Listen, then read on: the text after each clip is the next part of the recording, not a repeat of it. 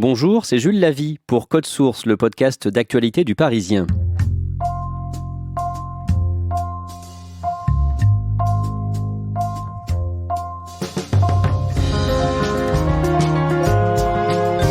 Pour la 26e année, Octobre Rose est organisée en France. C'est une campagne d'information sur le cancer du sein.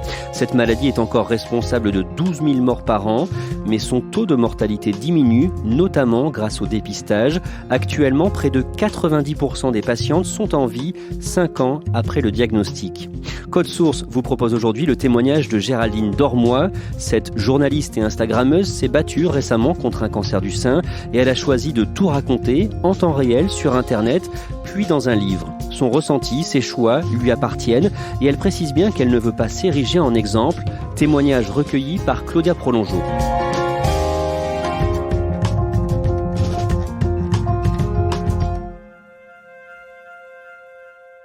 Je m'appelle Géraldine Dormois, j'ai 43 ans et je suis journaliste. J'avais 41 ans à l'époque. Mes gynécologues successifs m'avaient dit que j'avais des seins qui étaient assez denses et que on ne pouvait pas détecter à la palpation, même quand on était professionnel de santé, que je pouvais avoir une tumeur. Donc, par mesure de précaution, j'avais pris l'habitude de faire des mammographies régulièrement, et ce qui faisait que j'y allais sans aucune anxiété. Sauf que cette fois-ci, il y a eu une surprise. On m'a détecté des cellules atypiques et le radiologue a immédiatement demandé une biopsie qui a pu être faite sur le champ. Cette biopsie s'est moyennement bien passée puisque donc ça consiste en un prélèvement que l'on fait dans le sein à travers une grosse aiguille, et l'aiguille de la médecin avait du mal à attraper les cellules à analyser, et c'est là que j'ai senti que il y avait quelque chose de vraiment pas normal, ce qui m'a été confirmé une semaine plus tard. Et mon radiologue il m'a envoyé vers un de ses confrères chirurgien pour me faire opérer d'une mastectomie. Donc je l'ai appris quelques jours après. Cette nouvelle tombe le 24 novembre 2017. En sortant de son rendez-vous avec le médecin, Géraldine ne se souvient pas du coup de téléphone qu'elle a forcément passé à son compagnon pour le prévenir. Mais elle se rappelle de pensées et d'émotions inavouables, comme elle l'écrit dans son livre. J'aurais été déçue si ça n'avait pas été ça. Pire, j'éprouve une excitation fugace à en être là, à côtoyer l'une de mes plus grandes craintes. Il se passe enfin quelque chose de dramatique dans ma vie sans histoire. Il y avait quand même cette idée que je vais sérieusement m'ennuyer dans ma vie pour que... Ok, tout ça, tout ce que les médecins me disaient me pétrifiait, mais en même temps, je ressentais une excitation mais gigantesque. C'était sûrement beaucoup d'adrénaline, mais... il y avait quelque chose que je ressentais positivement, même au pire moment. Parce que, en fait, on ne se sent jamais autant vivant que quand on frôle la mort. Pendant la semaine où j'avais pas encore le verdict, je ne savais pas du tout ce qu'on allait me dire. Et là, j'ai quand même pensé très fort à la mort. Donc, pendant ce moment-là, l'adrénaline est au maximum et on se dit, peut-être que tout ça va s'arrêter très prématurément, mais en attendant, je suis vivante. Et ça vous projette dans une forme d'excitation qui est incomparable. Le 5 décembre, Géraldine Dormois se rend à la clinique en métro. N'avoir plus qu'un seul sein ne la dérange pas plus que ça. Elle a déjà commencé son deuil, s'est longuement regardée dans le miroir et même photographiée torse nu. Après l'opération, elle commence à porter une prothèse et très vite met de côté ce qu'on appelle la reconstruction, c'est-à-dire la possibilité de refaire les seins aux patientes ayant subi des mastectomies. Pour le moment, je n'en ai absolument aucune envie. En fait, il n'y a pas eu de moment où j'ai pris cette décision-là. Ça a été très progressif. Dès le moment de la cicatrisation, j'ai trouvé que mon chirurgien avait bien fait son travail et que c'était pas aussi moche que ce que je craignais au départ et que je me sentais bien comme ça. Quand j'ai dit ça à mon cancérologue, il m'a dit oui, vous aurez le temps. Pour lui, c'était une question de mois, voire d'années, mais je finirais par y venir. Et puis, au fur et à mesure, j'ai discuté avec beaucoup de malades. J'ai discuté avec des médecins aussi pour savoir quelles étaient les différentes méthodes. Et je me suis rendu compte que c'était souvent, pas toujours, mais souvent douloureux. Il pouvait y avoir des complications. Ça coûtait très cher. Parfois, il y avait beaucoup d'attentes. Et qu'à l'arrivée, parfois, on n'était pas contente du résultat. Et je me suis dit, mais tout ça, pour ça, moi, je suis très bien comme je suis. Ça m'a pris un petit peu de temps de m'accepter. Je suis encore en train d'accepter ce corps différent. Est-ce que j'ai envie d'avoir à nouveau le corps qui change et devoir me réadapter à un nouveau corps ? Pas vraiment. Et en plus, il y a différentes méthodes, mais il y a une méthode avec une prothèse. J'avais pas envie d'avoir un objet qui n'est pas moi sous la peau. Aujourd'hui, il y a des prothèses en silicone qu'on met dans son soutien-gorge et qui sont très bien faites et qui font que on oublie pendant la journée qu'on a eu un cancer du sein parce que quand on se regarde dans la glace, c'est absolument insoupçonnable. Et ça, je l'ai fait pendant pas mal de mois. Et puis un jour, j'ai discuté avec une styliste au Festival de Hyères qui, elle, ne portait pas de prothèse à l'emplacement du sein où elle avait eu une ablation. Et elle avait une petite poitrine, comme moi. Je pense que ce serait très différent si j'avais une forte poitrine. Et je me suis rendu compte que elle le faisait avec un tel naturel. Elle avait le même âge que moi, une petite quarantaine. Je pense que j'aurais vécu les choses très différemment si j'avais eu 20 ans, parce que à 20 ans, on n'a pas le même rapport au corps et les personnes qui vous entourent ne regardent pas votre corps de la même façon non plus. Donc ça m'aurait sûrement beaucoup plus gênée à 20 ans. Mais là, à 40 ans passés, alors que je vis avec mon amoureux depuis 15 ans et que lui, il a accepté ce nouveau corps de son côté, je me suis dit, en fait, je vais essayer sans. Et là, il y a eu une autre étape qui s'est amorcée parce que il a fallu que je m'accepte sans cette prothèse, mais je me sentais tellement mieux en termes de sensations. Je commençais à être irritée, à avoir de l'eczéma. Il était temps que je me sépare de cette prothèse, même si je la garde dans mon armoire et pour certaines tenues, je joue avec l'idée de la reporter, mais en fait, ça a été très très rare. Alors que Géraldine croit avoir surmonté le pire, elle apprend quelques jours avant Noël que malgré la mastectomie, une chimiothérapie sera nécessaire. On ne vous dit pas tout d'un coup parce qu'on ne le sait pas, parce que ça dépend d'analyse et d'examen, mais c'est pas plus mal parce que tout d'un coup, ça aurait fait beaucoup. En fait, la chimio me faisait tellement peur qu'elle a balayé l'ablation du sein. La chimio a été assez difficile, mais j'ai eu la chance de ne pas perdre complètement mes cheveux. C'est vrai que c'est surprenant que la perte des cheveux soit aussi importante alors que ça ne signifie que qu'on perd ses cheveux. Ça ne signifie rien d'autre dans la maladie. Enfin, c'est les cheveux repousseront et le plus important, c'est de guérir. Mais c'est si chargé en symboles. J'ai porté un casque réfrigérant. Le principe du casque, c'est que c'est de la glace en fait qu'on vous met à l'intérieur d'un casque, et donc ça glace le cuir chevelu et ça empêche le médicament de l'injection d'aller jusqu'au bulbe des cheveux. Donc ça protège certains bulbes. C'est mon cancérologue et les infirmières qui ont insisté pour que je le porte. Moi, j'avais lu des témoignages qui disaient que ça faisait très mal, que ça marchait pas tellement, et donc j'étais pas très encline à essayer. Je m'étais faite à l'idée que je me raserais la tête, mais ils m'ont vraiment demandé d'essayer. Et en fait, j'ai beaucoup de cheveux et je les avais coupés très courts avant la première chimio, et ça a fonctionné. Ça change beaucoup de choses parce que on ne lit pas la maladie dans le regard d'autrui. Mais c'est très douloureux. Moi, c'est ce qui a été le plus douloureux de toute l'expérience du cancer. Il y a eu une fois où j'ai eu une sorte de réaction. J'étais au bord de l'évanouissement et ça m'a fait penser que en fait, cette douleur, il fallait que je la traverse et que je l'accepte et que je ne sois pas dans la résistance de la douleur.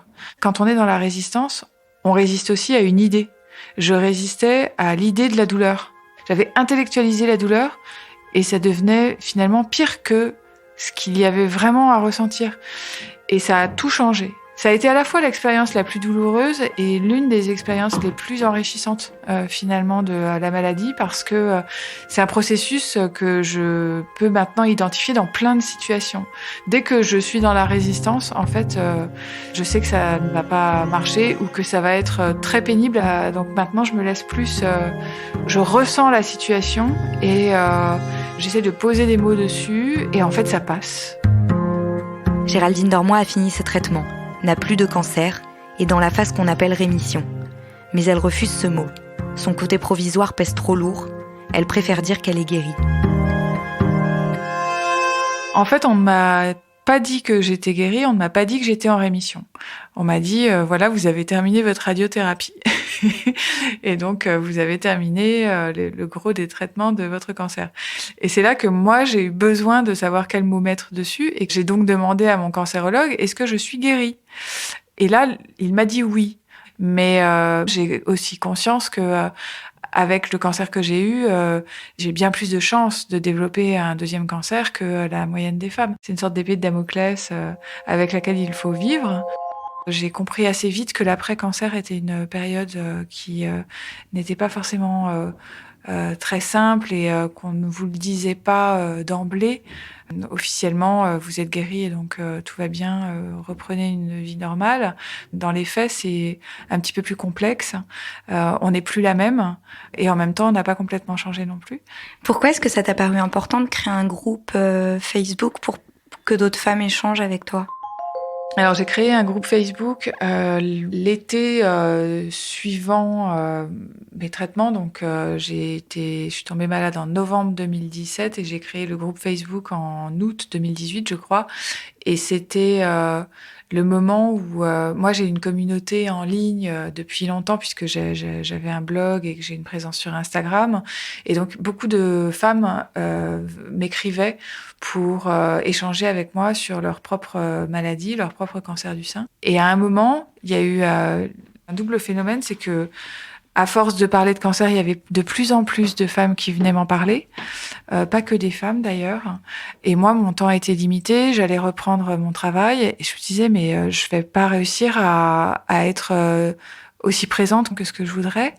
Il y avait aussi le fait que moi, je n'étais plus sous chimio. Et c'est quand même la chimio qui suscite beaucoup d'interrogations et de peurs. Et donc, ces femmes me parlaient de la chimio qu'elles allaient subir puisque elles arrivaient après moi dans la maladie. Et moi, j'étais déjà retournée du côté des bien portants. Ce qui est très étrange avec la maladie, c'est que on ne peut être vraiment aussi bien comprise que par des personnes qui traversent la même chose que vous, mais au même moment. Et dans un groupe, il y a des nouvelles personnes qui arrivent avec leur propre découverte de la maladie. Et du coup, des femmes qui traversent les épreuves au même moment peuvent échanger sur une plateforme qui est tenue secrète. Et j'imagine qu'il y en a certaines qui doivent se rencontrer et échanger même de leur côté. Le fait d'avoir un ennemi commun, c'est vraiment ce qui permet l'expérience de la fraternité et de la sororité.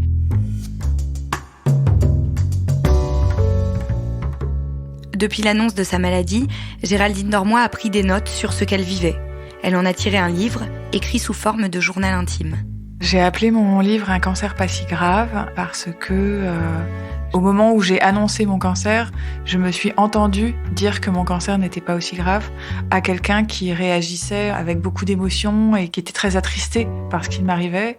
Je me suis rendu compte que moi, je ne le concevais pas de manière aussi dramatique et c'est resté. Beaucoup de gens sont choqués par le titre, ce que je comprends très bien. Bon, c'est un titre, donc il y a une pointe de provocation que j'assume, mais je pense que par rapport à ce titre, il faut bien considérer chaque mot. Certaines personnes sont choquées parce que elles pensent que je veux dire que le cancer n'est pas grave, ce qui n'est pas du tout mon propos. Moi, je dis simplement que ce cancer n'a pas été aussi grave que ce que je craignais. J'avais une idée terrifiante du cancer. C'était une de mes plus grandes peurs. Et j'ai été surprise, très agréablement surprise, de voir que, au XXIe siècle, en France, on peut être très bien soigné avec une grande attention portée au confort de la patiente. Je ne dis pas que c'est le cas de toutes les patientes qui ont un cancer du sein, malheureusement, en France. Je ne dis pas que le cancer ne tue pas. Le cancer du sein tue 12 000 femmes par an. C'est beaucoup trop. Et moi, puisque je suis en contact avec des femmes qui ont un cancer, j'en ai vu qui ne sont plus là. Je pense en particulier à Maëlle Sigono qui a fait un podcast pour raconter son cancer métastatique. Donc évidemment que je sais que le cancer peut être très grave, peut être fatal. Mais c'est justement parce que il peut être grave, voire fatal, que moi j'ai conscience de la chance que j'ai eue d'avoir un cancer pas si grave. J'avais envie de dire aux autres, oui, peut-être qu'un jour vous aurez un cancer, mais sachez quand même que ça ne sera pas forcément aussi grave que l'idée que vous vous en faites. C'est bien de le savoir pour ne pas forcément trop craindre le cancer, parce que en plus, ce qui se passe quand on craint beaucoup le cancer, c'est qu'on va pas se faire dépister. Alors que si on l'envisage comme quelque chose qui peut arriver, mais qui sera gérable et qui, en plus, pourra même peut-être apporter du positif, je pense que ça permet d'aborder les choses de manière plus sereine, parce que le gros problème qui demeure avec tous les types de cancers, c'est que plus ils sont détectés tard et plus c'est compliqué. Qu'est-ce que cet épisode représente ? C'est une parenthèse ? C'est une renaissance. Mon cancérologue m'a dit un cancer, ça vous casse ou ça libère votre créativité. Ça m'a permis d'aller plus vite à l'essentiel. Après, personne ne connaît le futur. Donc, je garde toujours dans un coin de ma tête que le cancer peut revenir, et c'est aussi ce qui me permet de savourer beaucoup plus qu'avant chaque journée que je vis. Claudia, qu'est-ce qui t'a le plus frappé chez Géraldine Dormois ? Ce qui m'a le plus frappé à la lecture de son livre et quand je l'ai rencontré ensuite, c'est son optimisme qui est assez déconcertant. Il se trouve que finalement, elle l'explique très bien et elle insiste bien sur le fait que ce n'est pas parce qu'elle a vécu les choses de cette manière-là que c'est pareil pour tout le monde. Depuis son cancer, beaucoup de choses ont changé pour elle. Oui, sa vie a beaucoup changé pendant qu'elle avait un cancer, mais ce qui est intéressant à constater pour elle, c'est qu'il y a des habitudes qu'elle a gardées et il y en a qui ont disparu. Elle s'était mise à se lever à 5h du matin pendant la période de son traitement, elle continue à le faire aujourd'hui, ça fait qu'elle court souvent, ça fait qu'elle médite avant le début de sa journée, elle dit qu'elle a beaucoup plus d'énergie qu'avant, qu'elle a beaucoup moins peur de manière générale, et surtout ce qui a changé, c'est son rapport au travail, puisqu'elle était extrêmement stressée et maintenant elle l'est beaucoup moins. Elle a gardé son groupe Facebook sur lequel elle dialogue avec d'autres femmes ? Oui, elle l'a gardé. Elle est moins active, elle, dessus, mais il y a quand même beaucoup de femmes qui sont dessus, qui échangent. Et c'est intéressant pour ces femmes-là d'y être, puisqu'elles s'échangent des tuyaux. Ça peut être des marques de produits, ça peut être des conseils pour se sentir mieux à certains moments des traitements. Donc ce groupe, il existe toujours et toutes les femmes qui sont intéressées peuvent la contacter pour le rejoindre.